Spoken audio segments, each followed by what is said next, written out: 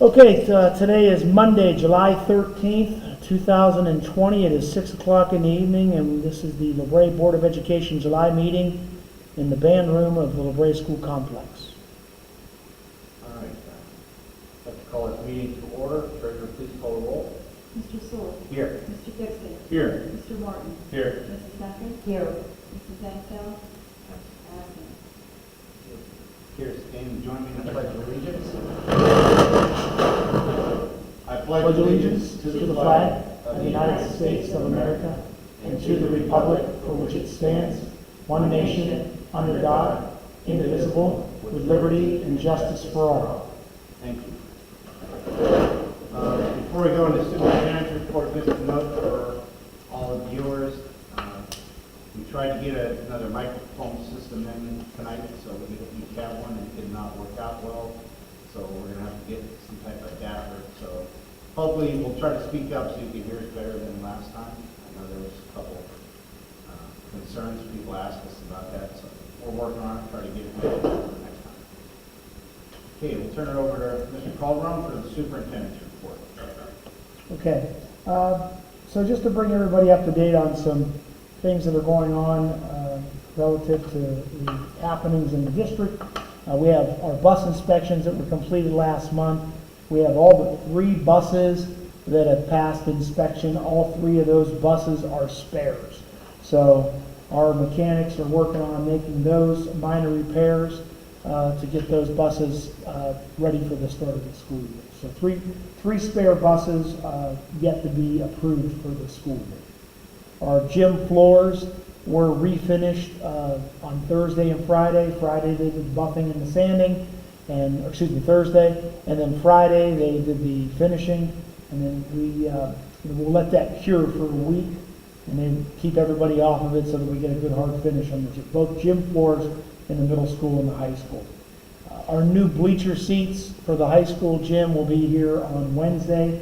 The shipment is going to be delivered, the freight truck is in, and we've scheduled that, and then we'll stock those, and as soon as we can get in and start getting those telescopic bleachers out, Mr. Cemento will coordinate the installation with his crew. Previously, I know we had some discussion at a board meeting about looking for ways to create shade at Bascom on the playground. And of course,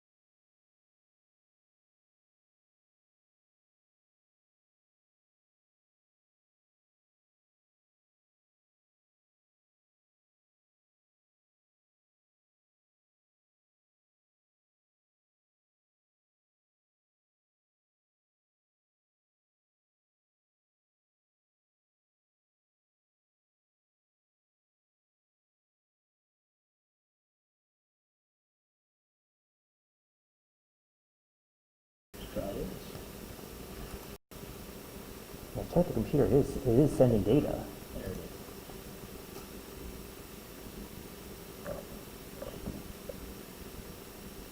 Okay, we apologize for the technical difficulties. We think we've got this resolved.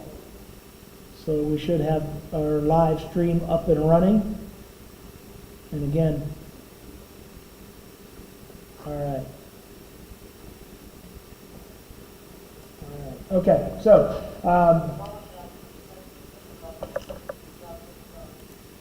I turn this down, Mr. Yeah, Calderwood? muted. Thank you. And that's going to be good? Yeah. All right.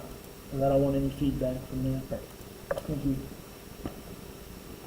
Okay, so lift station repair, generator repair, that's what's going on with regards to facilities. As far as financial is concerned, ODE informed us that we can expect the same level of cuts to our general fund budget as was reduced in the fiscal year 2020. And just want to remind you that we had $150,000 cut from the general fund revenues in 2 months. However, this, I guess if there is a silver lining, the difference is they're not making the cuts any greater.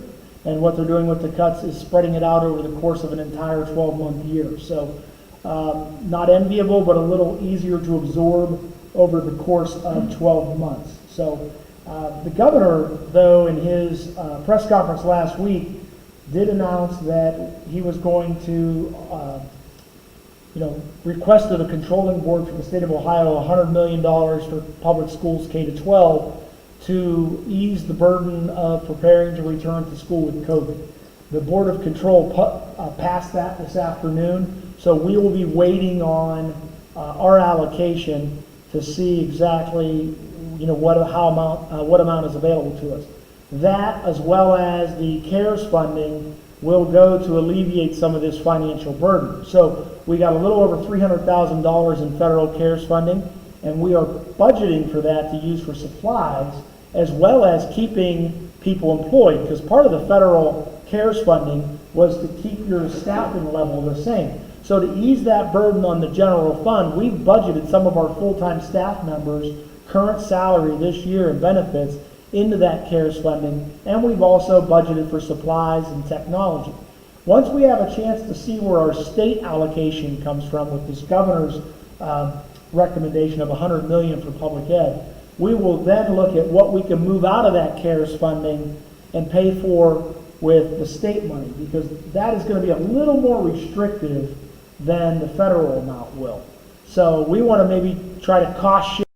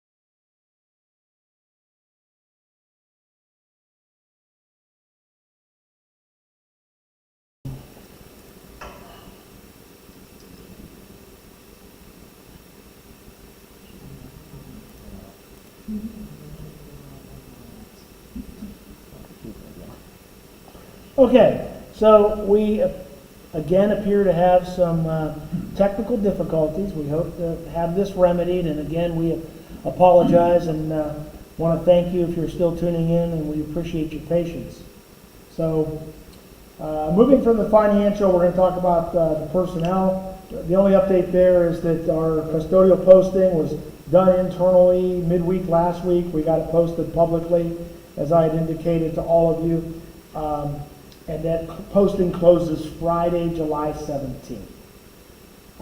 Students, you know, this is the topic of academics, and students will be a big point of discussion.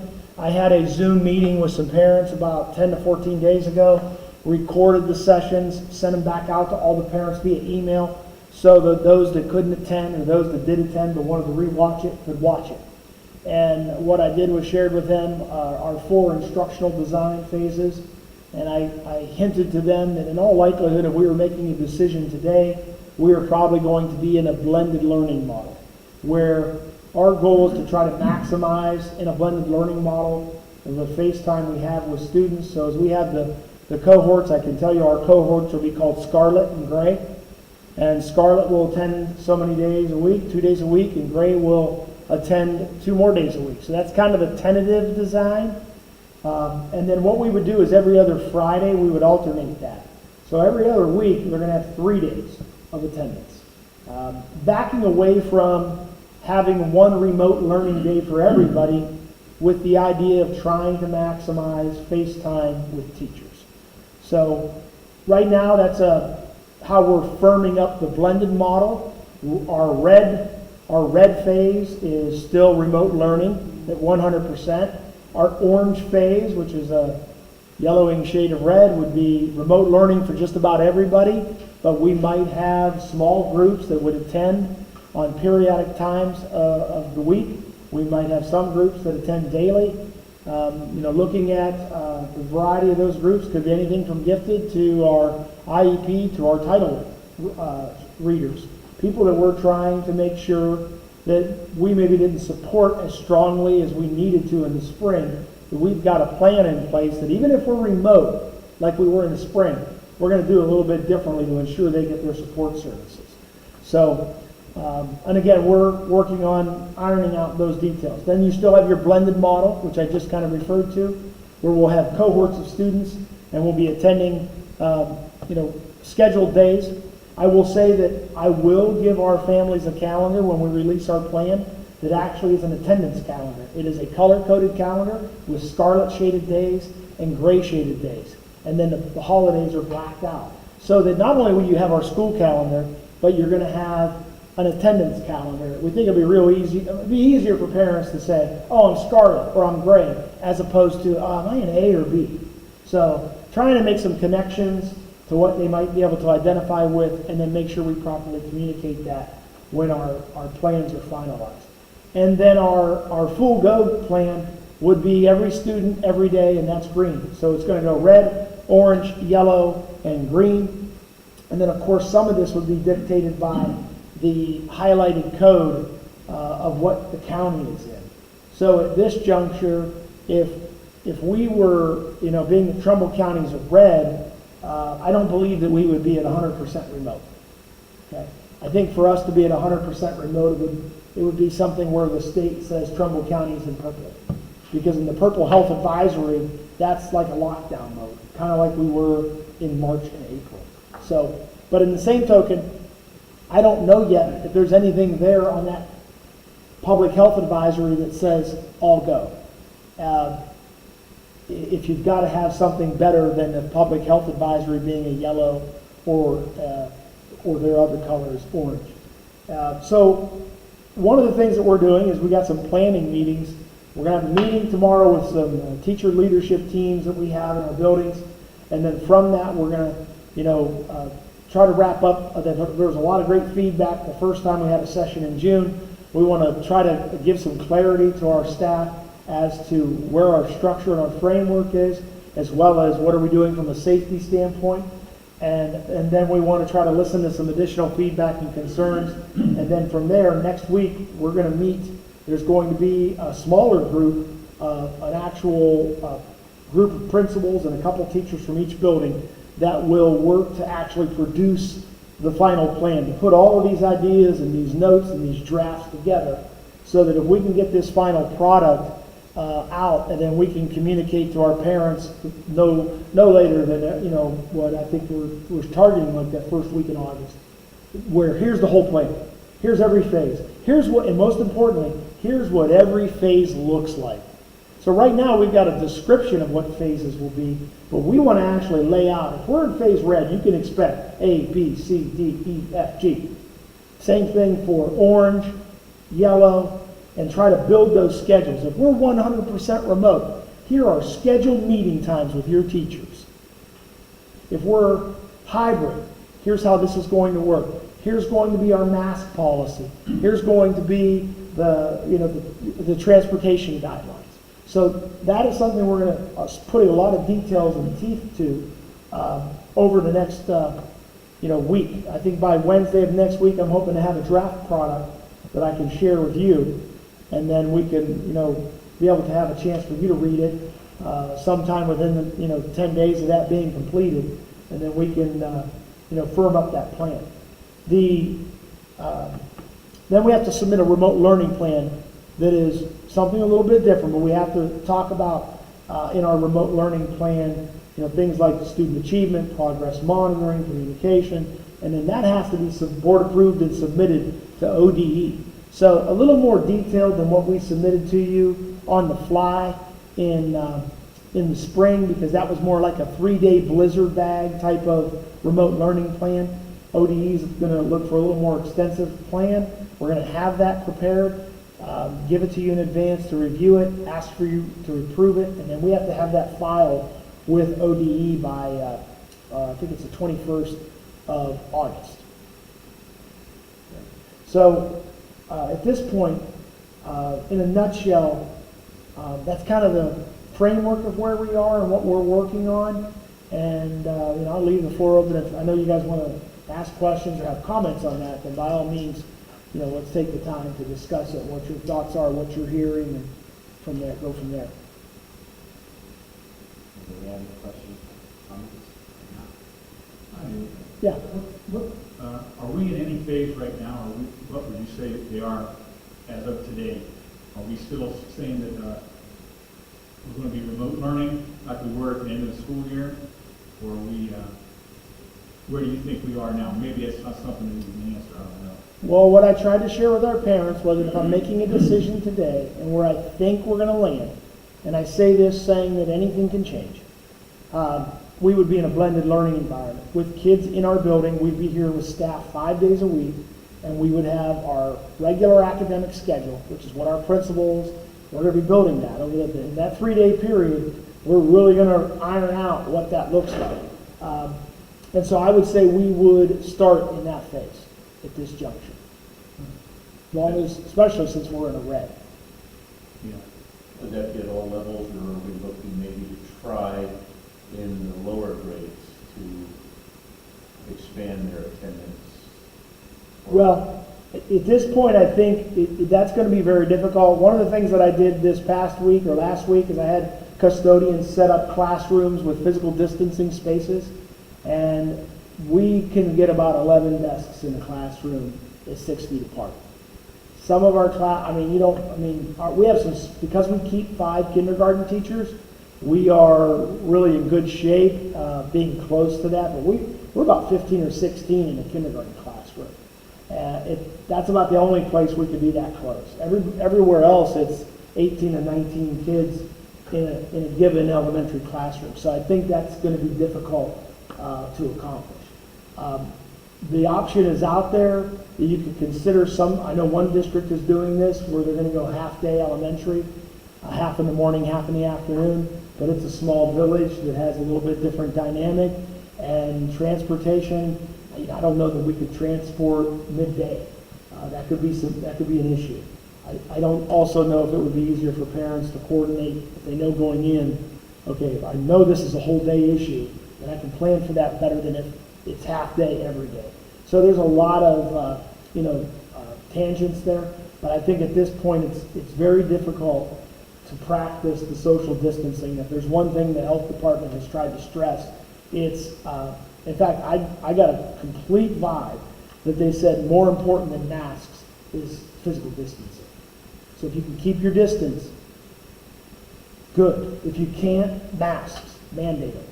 So one of the things I can tell you is when I met with our parents via Zoom, I told them, you need to get used to getting your children to wear masks. We're going to take our cue from the airlines and the transit authorities. If you're on a bus, got to have a mask on because we're not going to be able to accomplish 6 feet of distance. Okay? In the classrooms, we're going to actually use some money, and we're going to purchase every student is going to get a mask, and I mean a good one. And we'll have disposables for the bus, and we'll have some extra disposables, some cheapos for the, a classroom. But every staff member is going to get a mask as well. So in doing that, we are going to make sure that the expectation is you have a mask. But that doesn't mean it's going to be mandated 100% of the time. A lot of it will be, and this is assuming the blended mode, a lot of that would be, being able to keep our distance. So if we're in a classroom and we're all spread out and we're sitting and we're working independently, you can take a mask break. But if a teacher gets up to go to a classroom desk to talk to a kid, mask on the kid, mask on the teacher. So when we violate and break that 6 foot of distance, which is what the health department is stressing more so than masks, 6 feet, then, excuse me, that's kind of what is governing that direction. So I don't know that we'd be able to not violate that if we tried to pack them all in there. So. Well, I wanted to say too, I appreciate your effort getting that survey out, and I appreciate the effort of the parents who responded and got a nice response. Absolutely. And the comments, which, from what I'm hearing in the Zoom meeting, everything you're addressing, and I think that's all good because we just definitely needed all this communication between staff, administration, community members, and I think it's been great. And like I say, listening to the questions on the Zoom, and that was alluded to there too about, and I know people have talked on the news all the time about very important for the youngest kids to have that hands-on training as often as possible to try and get them going. And I understand that the middle school or high school kids, they could do more of the Zoom and get by, but the youngins, they need the hands-on, they need the teacher there, and the parents need them to be there too. Absolutely. And as soon as we can get that, I think it's going to help the parents in figuring out their work schedules and what they can do with their kids and such. And I think it's all good that we're doing to try, because it's uncharted territory and it's definitely a challenge. And I think the transportation is probably one of the biggest challenges of how to get them here when they are going to be here. You bring up a few good points that are prompting some responses that make a lot of sense. Number one, if we start with the blended learning, our bus routes are done. Because our bus routes, as we know them, are completely flipped. Because now we got to go on one of the monumental tasks we have is that once we have this plan in place, even if, let's say, for whatever reason, if by chance we didn't start in a hybrid and something happened and we're in something else, we still have to know who are those cohorts. So we have to plan for the unexpected even though we might not be there. So one of the things we have to do is who's in the Scarlet group, who's in the gray group, and now our transportation doesn't run by address, it runs by who's attending Monday and who's attending on Tuesday. And that means we're probably going to have to purchase transportation routing software. Because we're going to have to use technology to say, here are the addresses of our Monday attendees, here are the addresses of our Tuesday attendees, load it into the computer with a spreadsheet and let it do the work with regards to routing. Because to do it by hand, we'll never be ready if we tried to route that by hand by the end of August. So, there's an example where thankfully we got some money coming our way with federal CARES dollars and state dollars because there's a supply expense that, can help us fund that. Second thing, the survey. Putting the finishing touches on the second one, which will go out hopefully here in the next day or two. This one, we're going to give a phone call to all of our parents. Check your inbox. Everybody needs to complete this survey. It's going to be more specific. What's your name? What's your address? Do you have technology? Are you willing to opt out on transportation? Do you need a device? Do you need more than one device in your family? Because now we're in a position where, it could be more long-term, and we might have to help our families with 2 or 3 devices. So, and then of course, do you need a hotspot? Do you need an internet connection? So those are the kind of things that, we want to get from that second survey that, I let parents know was going to go out. And then the last thing that I would address, based off of the comments that Mr. Morton offered was, and this is true of what everybody might be hearing. You're going to hear a lot about what other schools are doing. And I've seen some things where, hey, this school's bringing back every kid all day, 5 days a week. I don't know how other districts are communicating. I'm just communicating up front in a transparent way to say, here's our 4 phases. Parents be aware of all of them. We need to be able to move in and out of them as fluidly as possible. You need to know what all 4 of them are now. Here's where I think we'll start. But one of the points that I stressed to our parents was, because I know our parents want our kids back. We want our kids back. Me as a person would prefer to have everybody here every day. But we as a public entity, collectively as a board, have to look at our own personal opinions and say, what do we have a responsibility to our community to do? And that responsibility is to address the concerns and the needs of everybody and provide the safest learning environment we can. And so, while yes, we're going to do our best to give face time to the kids, and we'll make the parents happy that want their kid here every day because we're giving them some time. But in the same token, we're also, by giving some distancing, by not being here every day, we're creating a safer environment for those families where they might have immunodeficiency issues at home. And you're hearing this phrase, super spreaders. The young people might be super spreaders. Doesn't mean they're immune from it. Their symptoms are less, and maybe they may even have a greater propensity to be asymptomatic. But for the most part, we have a responsibility to those families as well to provide some distancing, but some face-to-face education. And despite that, we're still going to have some families that say, you know what, I'm not comfortable. I don't want to send my kid. I want to do online learning. And that's going to be in our survey as well. So we got a broad sense. We got some feedback. We're going to be more pointed to try to determine those individual needs and then plan for transportation technology and those families that want to do online learning. It is not enviable for any of us across this country to be in, but we got to do our best to do right by all of our people and not just one segment of our people. So, I think I would concur with what you're saying. We've had some great feedback, and I even had a principals meeting today, and I told our principals, let's not lose sight of what those comments said. When we need to repurpose ourselves and recenter our thought, let's go back to what those parents told us in those comments, because there's a lot of good stuff in there, and we're paying attention to it. So thank you for that. I appreciate that feedback.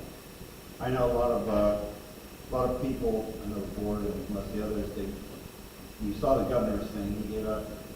One was the information just for schools. Another one was for administrators.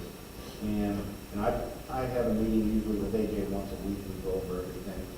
And one thing I didn't consider was, the guidelines from the governor is one thing, but we also have to go by whatever the health commission does. The governor was saying, well, 3 feet might be okay. And I said, well, we look good then. AJ said, no, you still got to go by that county health. So that's kind of why you have to take all this information and digest it and then try to get it out to the public. And AJ does a good job of trying,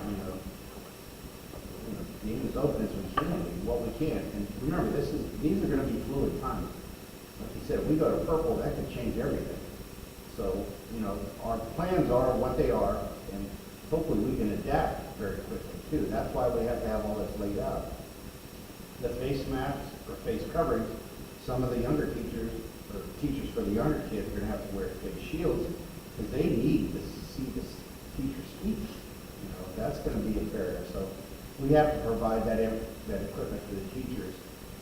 And our main goal is to educate the students, but keep the students, staff, and the whole community safe.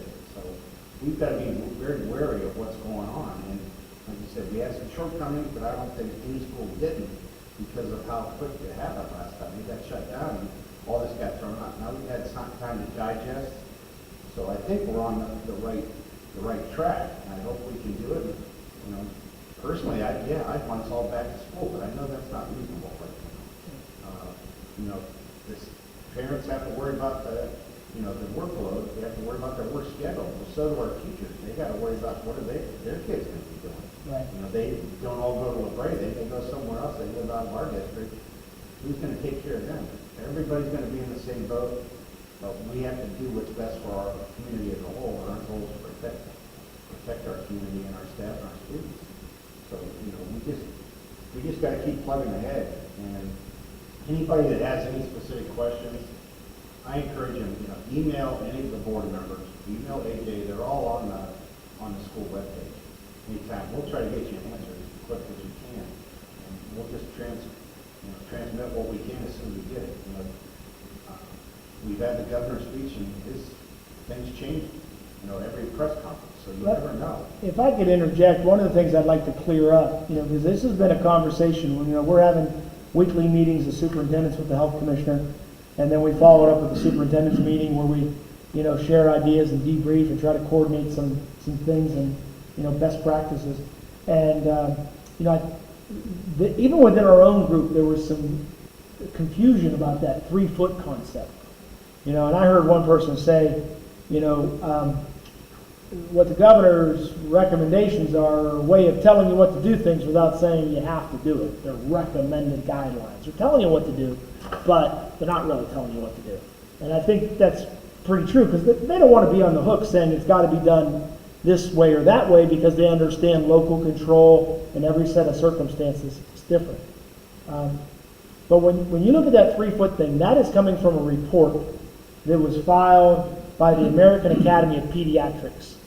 And they said when you can't practice physical distancing, 3 foot is acceptable, but mandate masks. Constantly. So, you know, it's, and the way one of the people who's in on these health commissioner callings said is, look, what we're telling you is that if you're thinking about no school at all and doing remote, give a lot of consideration to mandatory masks and 3 feet because get kids physically back in the building. So they were not saying everybody all day, every day. But I will say this, if we go to our green level at any point and all of our kids are back in the building, circumstances will dictate whether or not it's mandatory masks because we won't be able to maintain that much physical distancing. So a couple other things that I want to follow up with. I've met with a local vendor who is making some pretty, you know, you see these sneeze guards that are made out of acrylic or plexiglass? We have ordered that. We will be having hanging sneeze guards in every secretary's reception area with the general public. We will have them around the cafeteria, cashiers. Every kid will get a plastic lunch card, like a credit card kind of thing with a barcode on it and their name. We are going touchless. We do not want kids touching a keypad. When they go through the lunch line, scan your card. It'll ring up their account. We'll obviously still take cash. Cashier will have to handle it with rubber gloves. They're not worried about it because they're not touching food, but we don't want the kids to have to touch anything. The more touchless or contactless you can go, the better. But those cafeteria cashiers will be ensconced with hanging plexiglass sneeze guards so that, you know, they too can protect themselves and the kid can protect themselves. You know, we will have hand sanitizer stations. We're going to purchase, I think we're in our neighborhood of about 43 classrooms that have soap and sinks. We're going to coach and stress hand washing. But we have a number of middle school and high school classrooms that do not have sinks. That's the focus of our hand sanitizer stations. So, you know, we have for the last 3 weeks been extensively closing all of those loose ends on the safety guideline. Solicited our staff. How many of you want a face shield? Well, you know, I found face shields. We're going to buy one for everybody. You know, you can get it for less than $3.50. Hey, guess what? Everybody's going to get a face shield.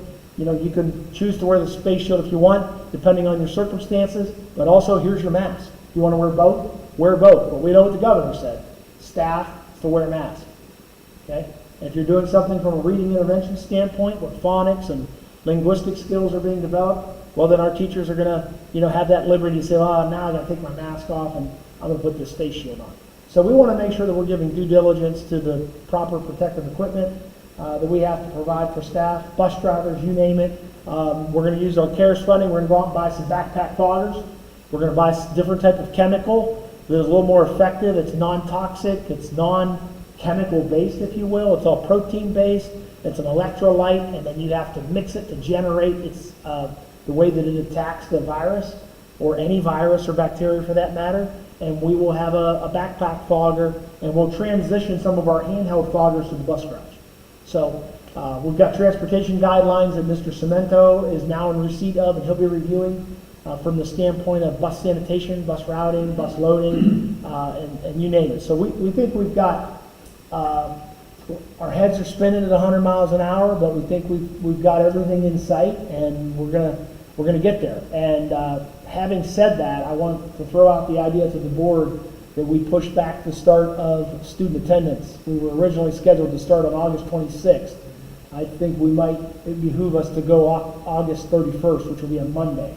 So if I don't see any objections, and you want to give me your feedback individually moving forward, I will bring to you a revised calendar in August, and I will communicate in advance to our families that we're revising it, because we're going to have to do some trainings to carry on with our protocols and procedures and how our teachers and our staff have to conduct themselves, from cafeteria to the buses and the classroom and the hand sanitizing stations, you name it. We got our work cut out for us, as well as looking for some additional technology training. Looking at a couple of different video capturing tools that could seamlessly add it into Google. We had one of our parents talk to me in an email about a video capturing feature that allows us to be able to create maybe a remote lesson and have data tracking on when a kid logs in, how much time did they spend. So we've got attendance policies to create, we've got late work policies to create. So we're going to firm all that up in the coming weeks, and we won't be able to unveil it all at once like Christmas, but we hope to be able to unveil it in pieces, with the most critical point being, what's the schedule look like? That's the first piece we need to roll out. Okay? I have a question on the cafeteria. Is they on certified food, or everything just going to be prepackaged cold? Well, again, I called the health commissioner on Friday because I met with the vendor who's providing the sneeze guards, and when I stopped in to check on our hand sanitizers, because they're supposed to be out this week, he showed me, he said, what do you think about this prototype? And what he showed me was a desk divider. Something that was like U-shaped that you would tape to a desk with like two-way tape, and it would stay there. It's not flimsy, but it's not so sturdy that it would fall over. And he has cutouts in it with a nice thick marine film on it, like a boating film or something. But it's clear, so you can see through it. And I said to him, think you can make these for cafeteria tables? Because he told me his price point on the desk ones, very cost effective, I thought. And because I've seen what the bigger corporations are pushing, and that's not something we're going to pursue. But so he's got a prototype that he made. It's coming out tomorrow, and we're going to test it. My thinking is, if we can get this divider 2 feet high, protecting the sneeze guard, then we might be able to put one in every one of those 48 cafeteria tables, and on any of those hybrid days where we're blended with half the population, we can get 4 kids to a table, which is half. We will be able to have everybody in the lunchroom who's there that day. Why is that important? Because it changes the quality of the lunch we can give. We can have hot food at lunch. We can keep the quality of the lunch we have. Breakfast is probably going to be a grab and go. Get a bag, take it to the classroom and eat it. But lunch, we really need to be able to try to keep lunch in the cafeteria. If we have to, and we can't keep physical distancing, we've thought about maybe putting a couple of tables in the middle school gym. Okay? Give you another idea of how we're thinking. The high school principal says maybe we can cancel phys ed for a year. We can maybe give all of our freshmen health, and we can eliminate the use of one gym. If anybody needs gym activity, maybe we can put them in the high school gym, and then we can use that middle school gym and get that physical distancing, and then we'll catch everybody up on phys ed in their sophomore year. So, because most of our seniors and juniors, that's a moot point. They don't have to worry about phys ed anymore. So, those are the kind of things that we're thinking about. How do we adjust our day what's a typical school day look like? What does a kid need to graduate? What are the intervention services? And we're doing our best to dovetail it all together. So we think we'll come up with a plan that is workable for everybody, keeps everybody safe, and does the best job to meet the needs of all of our constituents. Anyone else have any questions or comments? Thank you and all, for all that you've been doing and been thinking of, and everybody's jumping in together. It's amazing, and you're right, Gary. We need the kids here. We really, really do, but to have it as safe as possible so that everybody can stay as healthy as they can, that's really what matters. So, really proud of you. Everything everybody's trying to do. I mean, you're thinking of everything. That There will be cafeteria- something, or 2 or 3 or 4 or 5 that we miss, but, Well, no, that's okay. but we'll have most of our bases covered. No, that's So just thank you. wonderful. We have good people working on it, so. I did have one other. Yes, question go ahead. Related to school. Yes. Because we have an estimated time for the finish of Baskin, the remodel. No, I didn't touch on that, did I? Yeah, thank you. As far as, and some other basketball stuff. Drywall is done, the mutter was out today, putting in some taping and getting ready. The last piece of drywall was up. I believe all the rough-in electric is now done. He will start mudding tomorrow, and I'm sure that, within the day or two, sand it down. We'll be ready for painters. And then cabinet installations, the cabinets that are there.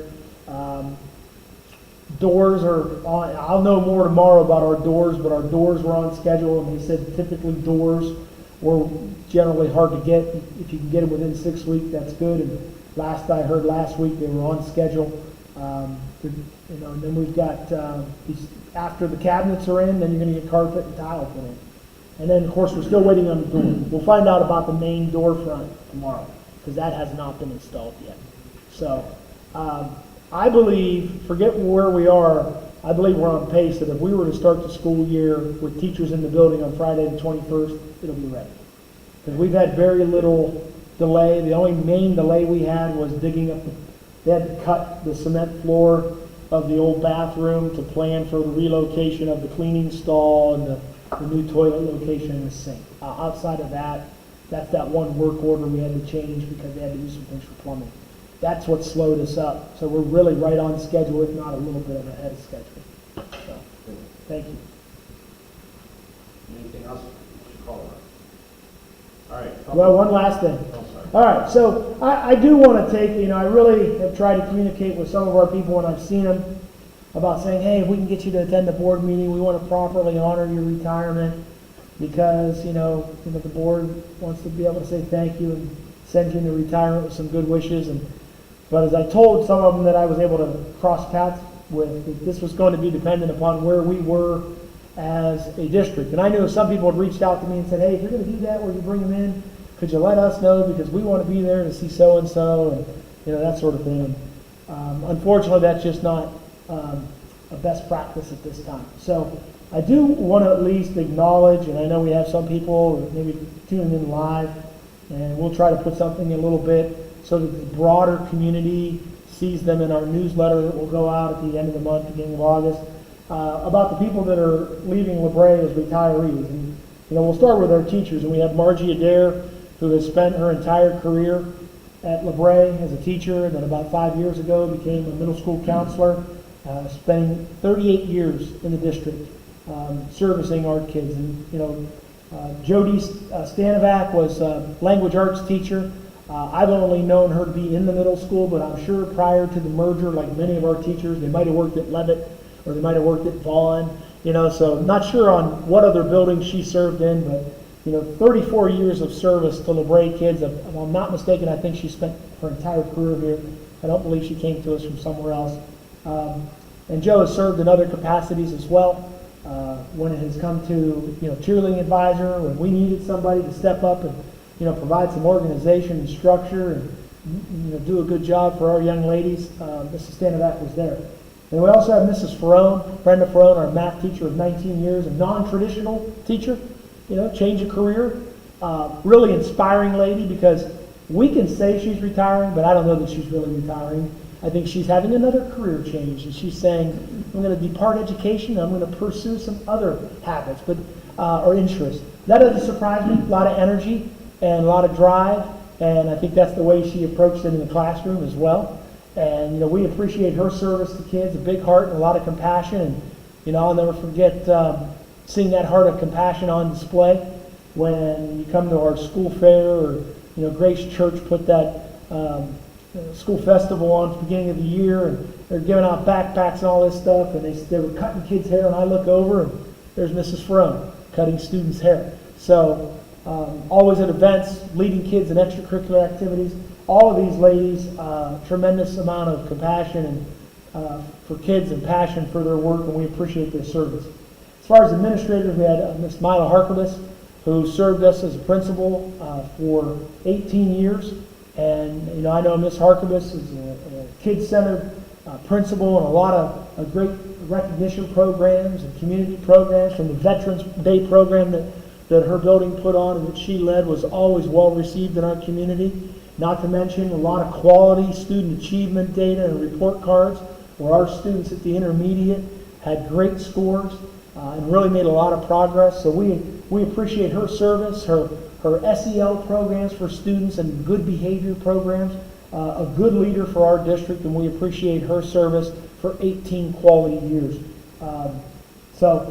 Last but not least, and probably more tough than any of the rest of them, and someone physically present in our meeting tonight, is our school treasurer, Carol Jones. Mrs. Jones has been here since 1971. And to be honest with you, that is LaBrae. That's almost 50 years of service. That's as long as this district has been in existence. So just a little bit on the tail end of the merger. I can tell you that I don't know that our community will fully realize what we're losing with her retirement. And I will go on record again in saying that yes, school boards are important, and yes, superintendents are important, but there's no one that's been more integral to keeping this district solvent than Mrs. Jones.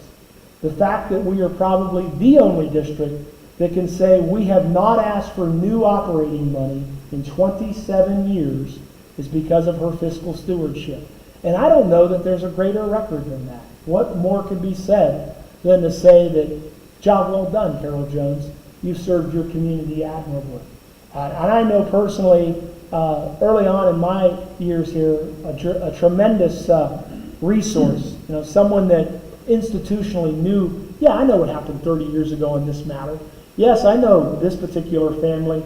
Yes, I know how that came to be with the township, or how that happened. So, excuse me, if you needed historical knowledge, there was only one place to go, and she's the person. So, I can't do justice by her career, because I've only been here for, finishing 9 years here. You guys have had more experience with her, but I'm just trying to do justice so that those in the general audience can know that we've had a good, faithful public servant, and those aren't always readily available. So to Mrs. Jones, I personally say thank you for your stewardship, thank you for your mentorship in helping me become more effective in my role. Your leadership and knowledge and skill have been appreciated, so thank you very much. So we congratulate all of our retirees, but she definitely heads the list when you serve somebody for 49 years. Thank you. We're going to move into public participation. We don't have any public here, but I did get a letter delivered to you today. Someone who wanted to show their appreciation for Carol. So I'm going to read this out loud. I promise you. You can move closer if you want to speak up. You can sit in that desk. I can still be 6 feet. Mr. Sewell will go off camera a little bit so he can get closer to the microphone and you can hear the letter. How's this? All right. To the LaBrae Board of Education, I had planned to give this thank you in person, but with these unsettling and unknowing times, I have written this letter. I am asking that this letter be read at the July 13th board meeting as part of the public participation. To Ms. Jones, our school treasurer, I thank you for your many years of hard work, constant dedication, and commitment to the LaBrae community. Through your gentle mannerisms and attention to detail, you have led this school district through good times and times of great difficulty and trying situations. Your personality of honor, unwavering loyalty, continuous commitment, and sincere love for this community has earned you the respect and admiration from all those from whom you've worked with, as well as the people of the community and many outside the community who have asked you for guidance and help throughout the years.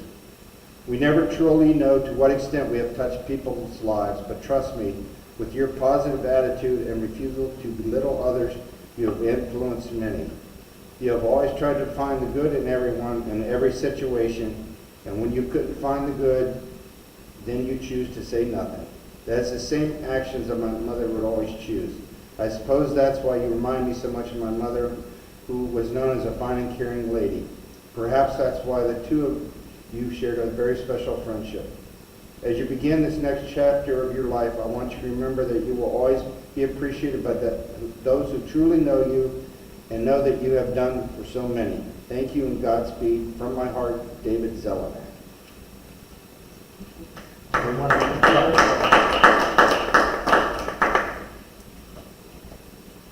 I think Dave speaks for a lot of us. I know he probably had to write it down because I don't think he could have said it either. So, this is- Thank you. Thank you, Rachel. You're welcome, thank you. All right, we'll move into our business portion to our agenda items. So turn it back over to Mr. Cole. Okay, first thing on the agenda is the recommendation the Board of Education approve the minutes from the June 8th, 2020 regular board meeting and the June 26th special board meeting. So moved. Second? Motion by Mr. Gibson, second by Mrs. Duncan. Any discussion? Treasurer, please call the roll. Mr. Gibson? Yes. Mrs. Duncan? Yes. Mr. Martin? Yes. Mr. Sewell? Yes, motion carries 4-0. Next item on the agenda is a recommendation that the Board of Education approve the June financial report as presented by the treasurer. So moved. Second? Motion by Mr. Ward, second by Mrs. Duncan. Any discussion? Treasurer, please call the roll. Mr. Martin? Yes. Mrs. Duncan? Yes. Mr. Gibson? Yes. Mr. Sewell? Yes, motion carries 4-0.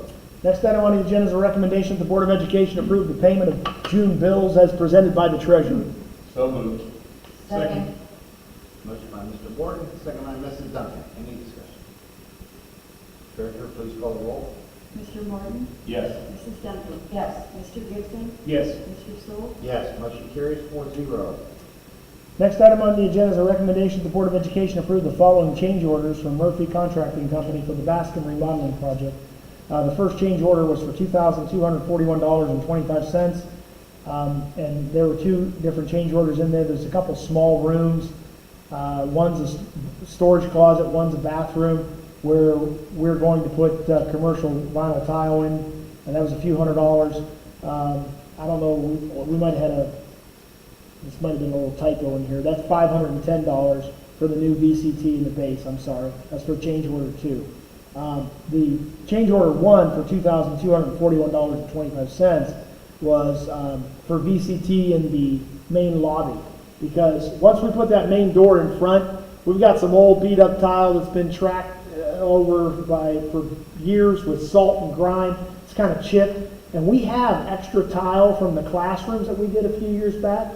So I told him, I said, maybe we could just tear this up and we'll supply the tile, you do the labor. So that's what that is. It's part of that $2,200. So the other thing, and the biggest chunk here, is the bathroom. Because the walls are going to be too difficult to run pipe through and it's cement block, they had to fur out some walls to provide some plumbing in behind. And then we have to redesign the finished material because of meeting building code in a public restroom. So that's what necessitated that. We will have one other change order later on that is going to be a credit. It'll actually be a negative. We went from a 6-inch base in the specs and we reduced it and said, let's go to a 4-inch base. So we changed the base standard. What you see in here along the band room is what you would call a standard 4-inch cove base. Comes down and coves outward. They had a little more expensive base in the project. We removed it, replaced it with the cheaper. We'll save about $400 doing that throughout. So that's the only change order pending. All told, we're still right around $149,000 for the cost of the project with these in there. Motion. So moved. Second? Motion by Mr. Gibson, second by Mrs. Duncan. Any discussion? Treasurer, please call the roll. Mr. Gibson? Yes. Mrs. Duncan? Yes. Mr. Morton? Yes. Mr. Sewell? Yes, motion carries 4-0. Next item on the agenda is a recommendation that the board approve Landers Lewis Insurance Agency as the provider for insurance coverage for the district for September 1st, 2020 through September 1st, 2021. And that's for $59,996. I'll let you make the motion. I'll have a few comments about that. So moved. Second? Motion by Mr. Morton, second by Mrs. Duncan. Any discussion? One of the big reasons why you're seeing this increase of about $3,500 is because our valuation of property is up. So because we have more property, insurance is up. And the one thing that you will see in there is a line item for cybersecurity. And so they're trying to sell us a cybersecurity plan for $3,400. There's an embedded cybersecurity policy in here, but it's only worth, it's like minimal, it's like liability, and that's not much liability, because I think he said it was only $25,000.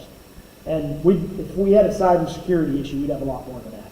So what I did was I provided you a copy of their cybersecurity report, and hopefully you all had a chance to at least see that in there. But then I went to Mr. Calderwood, our tech coordinator, and said, I want you to read this report and provide to me your input for the board, because I want them to see that some of the stuff that they cited in this report, which was not conducted by the insurance agency, it was conducted by a contractor that they hired.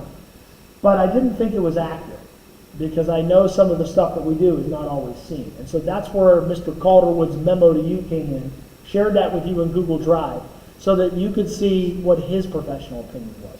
I trust him, and I do believe, the things that we're doing and the things that he's on top of are for good reason, and the technology security is at a high level. So hopefully if you have any more technical questions after reviewing that, by all means reach out to me or email him, and he can provide you an answer. But I think his report, his response, tried to at least take every bulleted category and give you an idea of what we're doing. So with that in mind, I wouldn't recommend adding the liability for cybersecurity. Now, if it's the will of the board to do that, we can always bring it back to you as an individual resolution in August, because we can add it at any time. But at this point, we just wanted to put the base insurance in. Last thing I would say, we are going to get a little bit of a credit because we took many of our buses off insurance back in March. We only had, I think, 6 or 7 that we left on, and we took off the other 8. So I don't know how much that'll be, but it won't be much. Maybe $1,500, $2,000, if that. So. Treasurer, please call the roll. Mr. Morton? Yes. Mrs. Duncan? Yes. Mr. Gibson? Yes. Mr. Sewell? Yes, motion carries 4-0. Next item on the agenda is a recommendation that the board approve the student activity account budget as presented by the treasurer. So moved. Second? Motion by Mr. Morton, second by Mr. Gibson. Any discussion? Treasurer, please call the roll. Mr. Morton? Yes. Mr. Gibson? Yes. Mrs. Duncan? Yes. Mr. Sewell? Yes, motion carries 4-0. Next item on the agenda is a recommendation that the board accept the permanent annual appropriations as presented by the treasurer for fiscal year ending June 30th, 2021. So moved. Second. Motion by Mrs. Duncan, second by Mr. Morton. Any discussion? Treasurer, please call the roll. Mrs. Duncan? Yes. Mr. Morton? Yes. Mr. Gibson? Yes. Mr. Sewell? Yes, motion carries 4-0. Next item on the agenda is a recommendation that the Board of Education approve an administrative contract with Bradley Panic, treasurer, effective August 1st, 2020 through July 31st, 2021. So moved. Second? Motion by Mr. Gibson, second by Mrs. Duncan. Any discussion? Treasurer, please call the roll. Mr. Gibson? Yes. Mrs. Duncan? Yes. Mr. Morton? Abstain. Mr. Sewell? Yes, motion carries 3 yeses, 1 abstention. The next item on the agenda is a recommendation that the Board of Education approve an unpaid medical leave of absence for Diana Castor, classified employee per the LaBrae Local 278 negotiated agreement, effective June 11th, 2020 through August 2nd, 2020. So moved. Second? Motion by Mr. Morton, second by Mrs. Duncan. Any discussion? Treasurer, please call the roll. Mr. Morton? Yes. Mrs. Duncan? Yes. Mr. Gibson? Yes. Mr. Sewell? Yes, motion carries 4-0.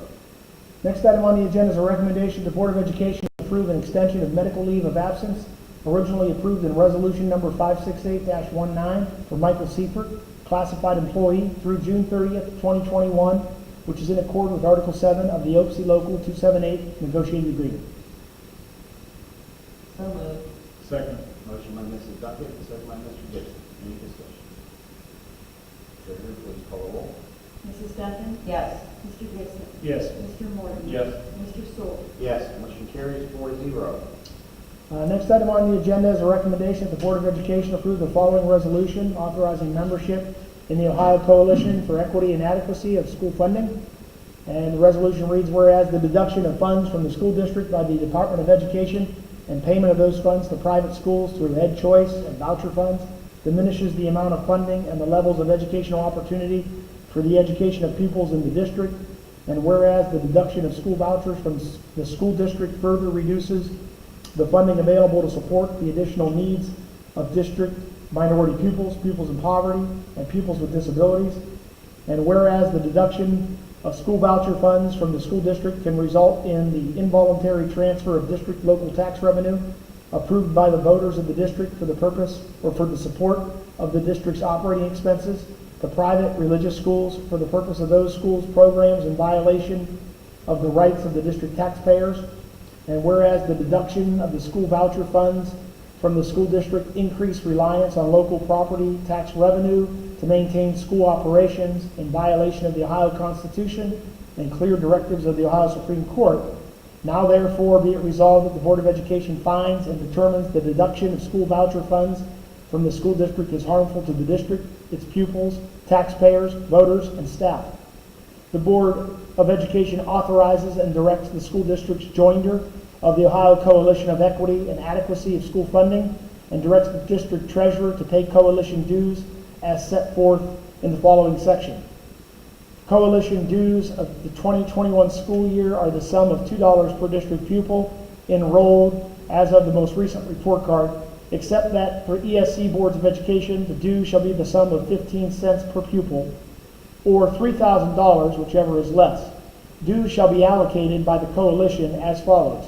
50 cents per pupil shall be initially allocated to the payment of coalition operating expenses, and secondly, the $1.50 per pupil shall be allocated to support the coalition's efforts in opposition to the deduction of school voucher funds from this and other school districts.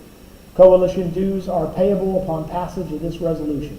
And based on the resolution and the formula, the most recent enrollment is $1,051 at $2, that's $2,102. So moved. Second. Motion by Mr. Gibson, second by Mrs. Duckett. Any discussion? Are we already enrolled with something with them? Each year, we choose the first part, the 50 cents per kid. That's because they're our school funding lobbyists, if you will. So we do that annually each year. The difference is we're doing the first year and then the additional voucher effort, which is the $1.50. So this is comprehensive. So yes, we do this each year. Okay. So what are we getting out of from the 50 cents that we're giving another $1.50 per pupil for? Well, the 50 cents is for the general lobbying efforts of the organization. Okay. Okay, so there's usually, I think there's two primary employees there. Bill Phillips is one, and I think Richard Murray, who used to be the superintendent at Weathersfield, is the other one. And like all lobbyists, they work with the state legislature to promote school funding policies that are good for public education. The second part, though, is more the litigation effort against the voucher program and the expansion of the voucher program. That's what that's targeted to. And that's a one-year deal, obviously, unless they would pursue it again the So following year. the first 50 cents hasn't been advocating against that, it's just. Well, I think it probably always has, yes. I think it always has been. But it's But not a specific cause, it's part of their umbrella. The other is part of more, like you said, more coordinated effort to actually go file suit on this. Right. They're going to challenge the voucher law in the state of Yeah. Ohio. The Ed Choice voucher law. They're doing that specific, the other was just the general, they represent us. What are their chances of overturning that voucher? Well, I think I probably, maybe I didn't, they sent a letter, there's been some movement against vouchers in the courts of New Jersey. And they cited some Tennessee cases where courts have come out against vouchers. However, we just had a Supreme Court case, Espinoza versus Montana, that was kind of favorable for families and vouchers. We don't have an overriding decision across the land about the success of vouchers. The Ohio E&A believes that this could be very successful based on some other courts at state level like Tennessee and New Jersey. Their professional guidance from some consults in those states is giving them a strategy or pathway on this, so they believe there can be success. What I would, if I'm waxing political, here's what I think is the issue. There are school districts across the state that think this needs to happen. What I also think is the issue is I don't think any school district wants to go out on a limb and say, we're going to be the district that's going to do it. This is me speaking. I just think there's people in Ohio that believe if we had a collective effort to challenge vouchers, this could be successful. But individually, no one wants to put a target on their back, if that makes sense. No one wants to go out and, hey, LaBrae versus the state of Ohio. You know, it wasn't too long ago that the state of Ohio, when they made up the budget, I remember Governor Kasich in, kind of a little press conference thing, talked about, the budget, and they did examine, his budget director said they looked at the balance sheets of every district. So they were drilling down into every district and how much money they had available. And that's how they came up with funding cuts. So I think that's got a lot of people concerned that, hey, can we collectively do this through our lobbying efforts? And I think that's where this is generated. I just want to, I don't know how everybody feels, but personally, I feel it's challenging us to be better. I'd rather spend our money on making us better and being the place that they want to go to, rather than take a voucher and go somewhere else or go to a charter school. If we can show that we are, the place that they want to be to, I'd rather spend our money there. Okay. Any other comments? And I agree, because there's so much choice out there. You want them to choose us. I 100% agree with that. The only thing that I think we need to think about sometimes in the state of Ohio is that although we don't lose anybody on the vouchers, this issue is a little bit bigger than us as a district, because the more the state allocates to the voucher program, that's less that gets allocated to public education. And I think one of the things that people feel is that the more we keep doing this in the budget, they just keep chunking away without adding anything to it. And that's kind of what some of this resolution would refer to, is that we have an unconstitutional school funding thing, but we still keep finding ways to shift more money to a voucher program. So, but I would agree with you. We want to definitely focus on making ourselves better, that people say this is where I want to be. Treasurer, please call the roll. Mr. Gibson? Yes. Mrs. Duffy? Yes. Mr. Martin? Yes. Mr. Sewell? Yes, motion carries 4-0. Okay, next item on the agenda is a recommendation that the board approve the 2020-21 LaBrae Gifted Policy and Plan for the Identification and Services of Gifted Students. I gave you a copy of that plan and drive last week or the week before, and this needs board approved per OD. So moved. Second. Motion by Mrs. Duncan, second by Mr. Gibson. Any discussion? Treasurer, please call the roll. Mrs. Duffy? Yes. Mr. Gibson? Yes. Mr. Martin? Yes. Mr. Sewell? Yes, motion carries 4-0. Next item on the agenda is a recommendation that the Board of Education approve the following persons who are being recommended for academic supplemental contracts for the 2020-2021 school year. And these are tech assistants, Mr. Slipka and Mr. Wolford. We'll be getting them to work in August, getting some things set up and getting ready for the school year. So we need you to approve their contracts. So moved. Second. Motion by Mr. Morrison, second by Mrs. Duncan. Any discussion? Treasurer, please call the roll. Mr. Martin? Yes. Mrs. Duffy? Yes. Mr. Gibson? Yes. Mr. Sewell? Yes, motion carries 4-0.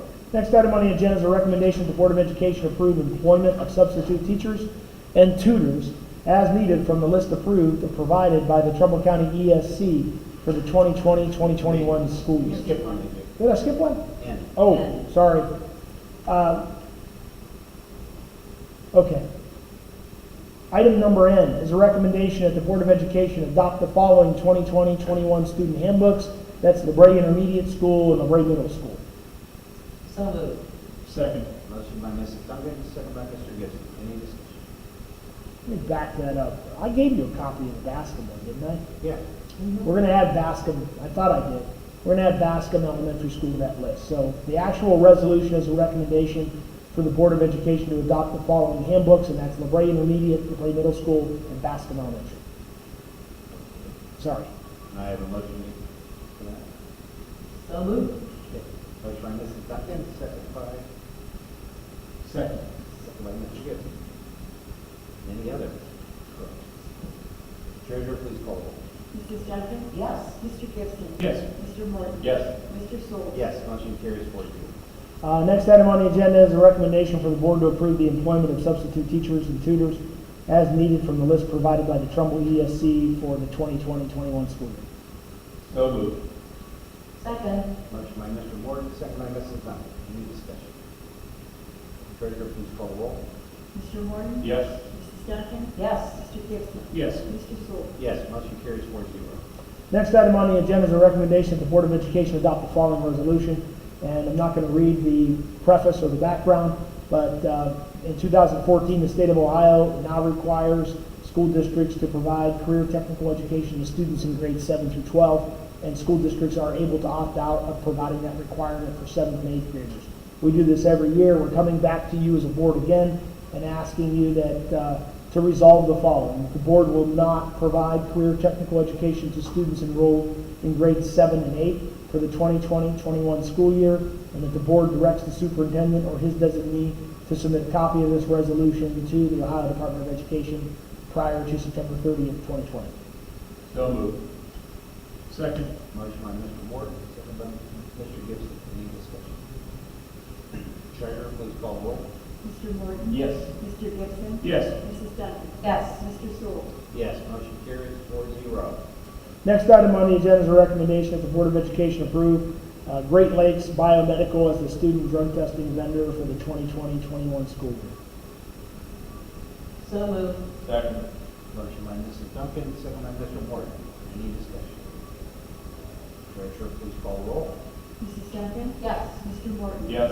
Mr. Gibson? Yes. Mr. Sewell? Yes, motion carries 4-0. Next item on the agenda is a recommendation that the Board of Education approve the second reading of and subsequent adoption of the following board policy additions, replacements, and revisions. And you see those individual policies there. From one new policy on students at risk of not qualifying for a high school diploma, to replacement policy on employment contracts for classified staff, and then a number of revised policies that deal with employment and drug testing of CDL license holders and graduation requirements. So moved. Second. Motion by Mr. Gibson, second by Mr. Morton. Any discussion? Treasurer, please call the roll. Mr. Gibson? Yes. Mr. Morton? Yes. Mrs. Duncan? Yes. Mr. Sewell? Yes, motion carries 4-0. Anything under miscellaneous? Call around. All right, move to concerns of the board. Go on, Mr. Morton, start with you. I just would like any of the public that is listening on this meeting to encourage them to respond to the surveys so that we can, again, keep those lines of communication open and know that we are listening, and hopefully things will get better, but we have to prepare for the worst. And thank you, Mrs. Jones. Mrs. Duncan. Thank you, Carol. You've done an amazing job, and amazing is the word that describes you. I don't know how you did it, but your friendship, just being able to spend time with you, and you are a very caring, loving person in this community, and we are very lucky to have you. Good. I also would like to thank Carol for all she's done for me personally as a board member, and helped me grow as a person also over these years. And I mean it sincerely. Thank you for that. And you'll be missed. That's all. I'd like to reiterate what Mr. Morton said. If you have any concerns or anything, make sure you let us know. Reply to the survey. If questions, if you don't feel comfortable, we're going to bring them up in public. You can, like I said, you can email any one of us individually, call us, let us know your feelings. Our goal is to try to get it right. may not get it right, but we'll try to correct it if it is. So don't be afraid to reach out. As far as Carol goes, there's not really much else I can say. I've dealt with her since 1992 when I dealt with her. She's taught me since 1992. When I first served on the levy committee, she's probably forgot more than she's taught me. I forgot more than she's taught me. It's been a heck of a journey. I mean, all the finance meetings that we've been through, the negotiations, are going to be something I never forget. I appreciate her integrity and her honesty. She's taught me a lot of things on how to appreciate the value of the people, and how to treat people. That's something a lot of people never ever get. So we've been lucky to have her. She's been a tool for us. Like I said, I don't think anybody will replace her, but they're gonna have her standards to live up to. We're gonna all hold their feet to the fire. Thank you, Carol. I want me to cry. They make me cry. So, thank you. Anything you wanna say? I know you don't like to speak. Nah, I'm good. I miss you all. Thank you. You know, you're always welcome around, and hopefully we can do this the right manner and all this together and stuff like that. At least together, then. Okay. All right? That's the deal. That's a deal. Okay. I need a motion to adjourn. So, Second? Motion by Mr. Ward, second by Mrs. Dunn. All in favor? Aye. Opposed? Motion carries 4-0. We are adjourned. Thank you, everybody, for attending. Hey, this concludes the July 13th, 2020 meeting of the LaBrae Board of Education.